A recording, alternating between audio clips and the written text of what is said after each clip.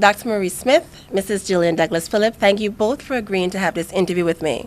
Thank you for having me. You're most welcome, Colleen. Now, Dr. Smith, let me start with you. You're here in the Virgin Islands, we're in Tortola, and you're conducting an educational leadership training for our principals and senior teachers. Tell us, what are your expectations for this training session? Well, first of all, allow me to say that the National College for Educational Leadership certainly deems it a privilege to serve the people of the British Virgin Islands. We are here working with your principals, with your senior leaders, and we believe that they have certainly have been rising to the challenge so far. It is our expectation that they will reflect on the quality of their practice, that they'll certainly assimilate all the information and strategies we have been sharing with them, and they'll certainly take the information back to their institutions to positively effect the kind of change that is needed here on the islands. Brilliant. And I know you've been here a couple of days now. Yeah. What are your findings so far? So far, so good. We have found a group of people that are ready, that are excited, that are wanting to develop themselves, that are wanting to improve their practice, that are wanting to impact the kinds of schools they operate, that are wanting to improve teaching and learning, that are wanting to deliver a better kind of education to the students they serve. And so far, they have been reflecting, they have been underscoring the fact that they're not where they ought to be, but certainly they have identified a trajectory, and they're working assiduously to becoming the kind of leader of which the Ministry of Education and certainly the country will be proud. Mrs. Phillip, the ministry continues to have initiatives that will help improve and strengthen the educational system. Why do you think this training is so important? Ms. Penn, the Ministry of Education has embarked on what it calls an Education Quality Improvement Initiative. And within that initiative, there are a number of programs that we intend to implement. One such program, and I'm sure many have heard the Minister of Education mention it, is certification and licensure of teachers and principals. The ministry thought it fitting to start with the principals, since we are aiming to not only create a culture of excellence within our territory, but we're also aiming to create 21st century principles. And I must say at this juncture, Ms. Penn, that I am already impressed with the kind of instruction that we are receiving from NCEL. I am also a part of the training. I have been in and out, but what I'm hearing and what I'm seeing and the sort of interaction that I'm seeing from the principals is very encouraging. So I know for a fact that this is going to be a wonderful 2 weeks and a very great learning experience, not only for the principals, but also for education officers who are also a part of the training. Dr. Smith, what topics are being covered in this training? Well, we have been exposing our participants to one of the programs that's in NCEL's reservoir repertoire, the Effective Principals Training Program.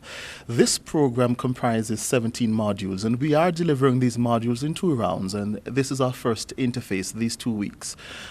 For these 2 weeks, the principals and education officers will be exposed to 8 modules: how to organize their schools to better support the teaching and learning of boys, how to manage the finances of their schools in accordance with the Financial Management and the Education Acts, how to certainly become better instructional leaders, how to collect data and to use those bits of data to better inform policy and practice, certainly what are their roles and responsibilities, how to create a kind of service environment in their institutions, and we'll be also exposing them to issues as it relates to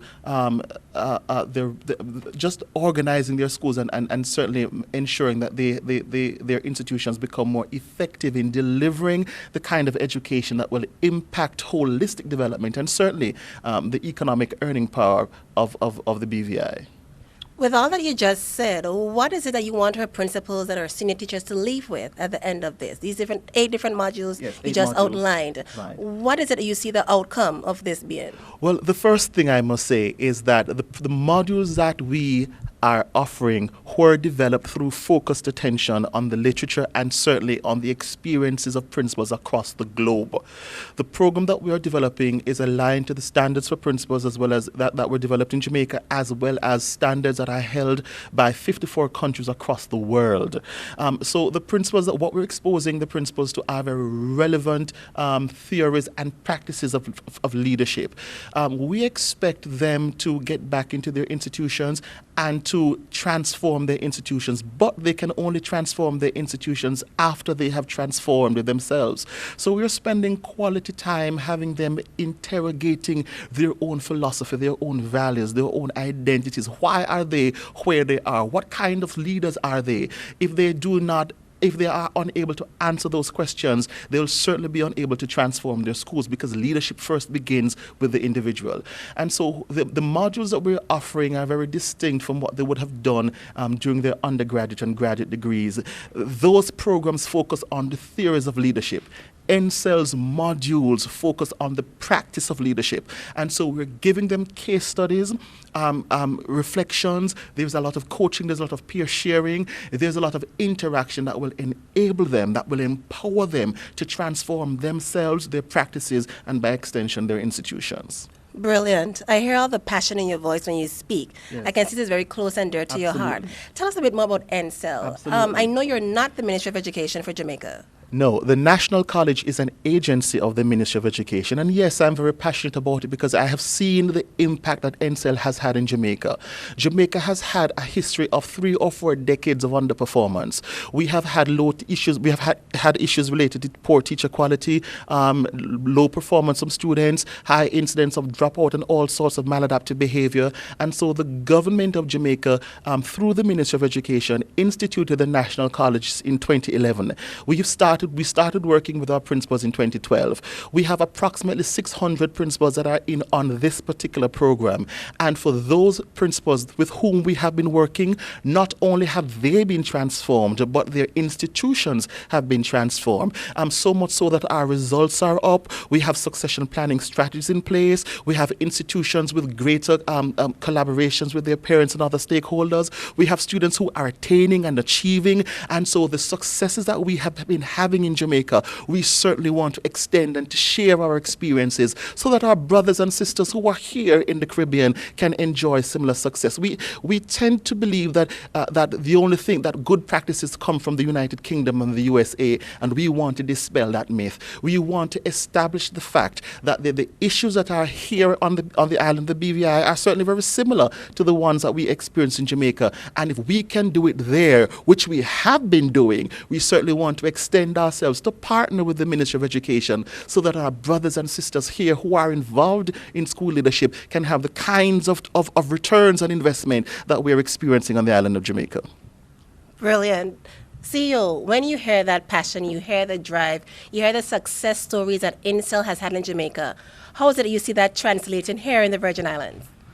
Ms. Penn, I listened to Dr. Smith as he spoke a while ago, and I am sensing, yes, that we do have the same problems, but I know for a fact, based on what I have seen here and the interaction from the principals, that we are going to have the same success or even better successes than what they're having in Jamaica. I must say that our principals have really taken to the task. They've been assigned homework. They have done the homework. They are responding well. They are enthusiastic. They're glad for this wonderful experience where they are the focus and not only the teachers.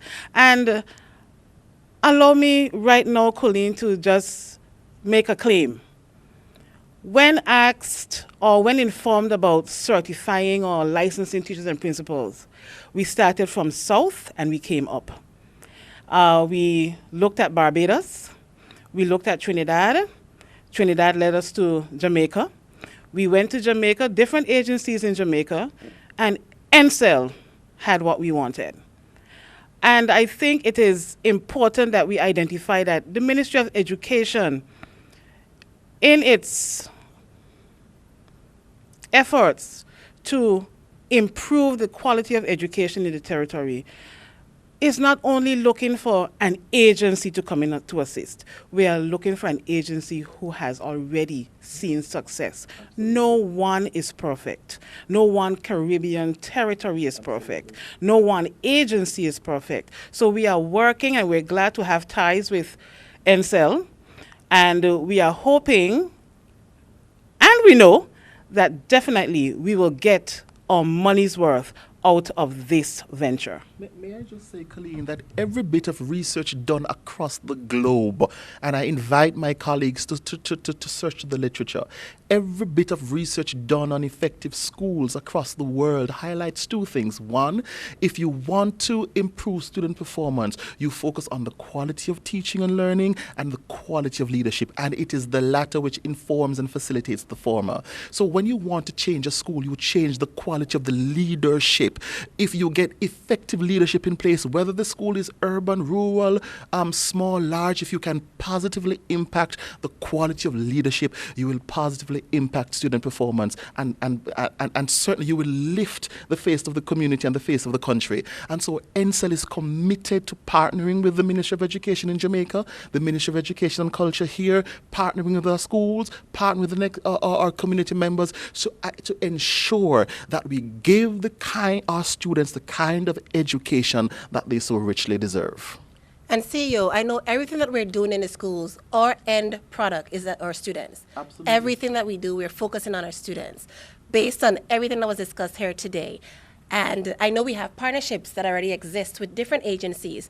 As it relates to those partnerships with Hertfordshire County, the partnership with Jamaica, what are some of the similarities we can pull from the two? Well, Ms. Penn, I can tell you that we have one common goal, and it is to improve our education system. Our partnership with Hertfordshire County Council, better known as Hertz for Learning, is one in which we are aiming for licensure of teachers, support for newly qualified teachers. We have been in the habit of hiring teachers and literally throwing them into the classroom and praying to all God that they will swim, and sometimes they don't swim. So what we are trying to do right now is put support structures in place with the help of Hertfordshire County Council. With NCEL, we are trying to ensure that our leaders are ready to provide that support that is required not only of our newly qualified teachers, but also of our established teachers, auxiliary staff, because we're focusing on everyone in the school system, not just teachers and principals, but also auxiliary staff. And you know, Colleen, certainly I want to support the CEO. When this issue about certification and licensure, it happens in Jamaica, it happens in the BVI, it happens in so many countries in the world, and that's no longer best practice. That's not the next practice of the 21st century. We identify principals as a result of their having been very good classroom teachers, but the job of teaching a class and the job of leading an institution is as far and wide as night and day, and it is more cost effective to prepare rather than to remediate. And so I do not take this partnership lightly. In fact, we applaud the government of the BVI. We applaud the leadership of the Ministry of Education and Culture. This is the direction in which successful countries are going. You must prepare your leaders to organize your schools to better support teaching and learning. As we wrap up this interview, CEO, we are doing a number of professional development throughout this week. It's a very busy time for the department and the Ministry of Education and Culture. As it relates to the training that we're trying to provide for across the board, I know we're doing training for volleyball teachers, we're doing training for our technical teachers. Right now we're talking about the training for our principals that will lead to our certification for them. As we take a holistic approach to all the professional development sessions that are being held, what would your final words be to our listeners as it relates to the Ministry of Education and Culture and our direction, where we're going? Ms. Penn, the Ministry of Education is trying to prepare its students to be global competitors. We are working to upgrade our curriculum to ensure that it includes and involves best practice strategies. We are improving our leadership to ensure that we have 21st century leaders within our schools. We are improving the quality of our teachers by ensuring that there is professional development termly, annually, and this year it's 2 weeks. We are aiming to ensure that the students who we prepare here in the BVI can compete with all global warriors, because people say it used to be a big world, it's a very small world. And it's always a pleasure when the Ministry of Education can boast that we educated that child, that we are on the map because of that student, that we will remain on the map because we have done what we can do to improve our education system. Thank you so much, CEO. Dr. Smith, your final words to the viewing audience. The future success of any country, yea, the future success of the BVI depends on the quality of the education system. It is not an investment that is to be taken lightly. Certainly, at the Ministry of Education in Jamaica, and by extension the National College, we don't take it lightly.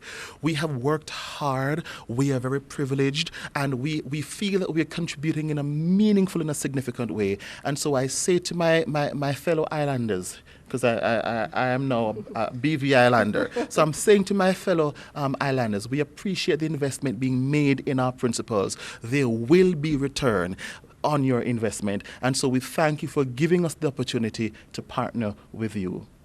Dr. Marie Smith, Principal Director of the National College of Educational Leadership of Jamaica, CEO, Mrs. Jillian Douglas Phillip, thank you both for joining me today for expounding on the professional development sessions that are currently being held in the territory and focusing on the educational leadership training that we're having for our principals. Thank you, Dr. Smith, and your team for coming here and for sharing this wealth of knowledge with our educators, and I know only great things will happen moving forward. Thank you for having me.